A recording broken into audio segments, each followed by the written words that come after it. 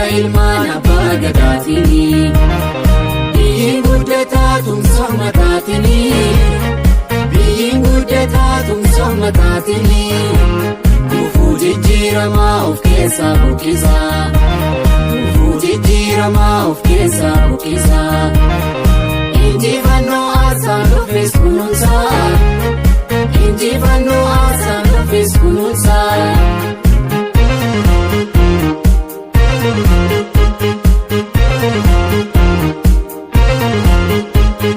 Tumsi furtuu jireenyaa, tumsi abdii egeree, tumsi utubaa biyyaa, tumsi wabii lammiilee, tumsi imaammataadhaa, tumsi bocee diriirsee, tumsi sablammii biyyaa, tumsi of duubariirsee, tumsi badhaadhimmaatoo, tumsi amirkanaa'u, tumsi hiyyummaan badee, tumsi seenaa akka ta'u, tumsi gamtaan hojjenna, tumsi maatii misooma, tumsi galma akka galu, tumsi wanciif kan biraas.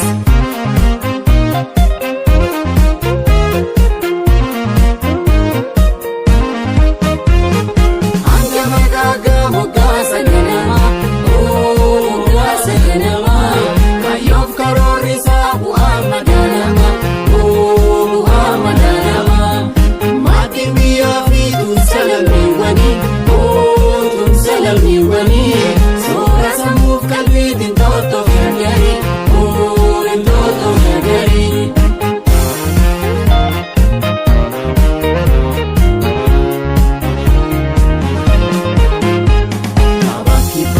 Jabeessin jabeeffannaa, walqixxummaan uummataa badhaadhinaa, eenyudduusaa maambisaa misoomati, sa'aa namaaf gaatiisaa nageenyati. Dogongoraa darbee haa sirreessinu, horata dilboo kalaa jabeessinu. Siidaa sabaa qabeenya Itoophiyaa, badhaadhinaa xumurraa hidhaa bayyaa. Sagalee jaalalaa riqicha tokkummaa, sagalee jaalalaa riqicha tokkummaa.